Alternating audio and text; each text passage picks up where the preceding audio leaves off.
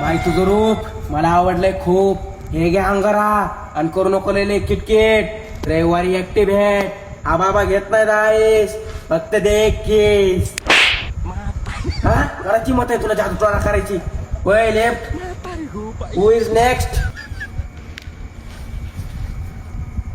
बोल बालका, काय समस्या आहे?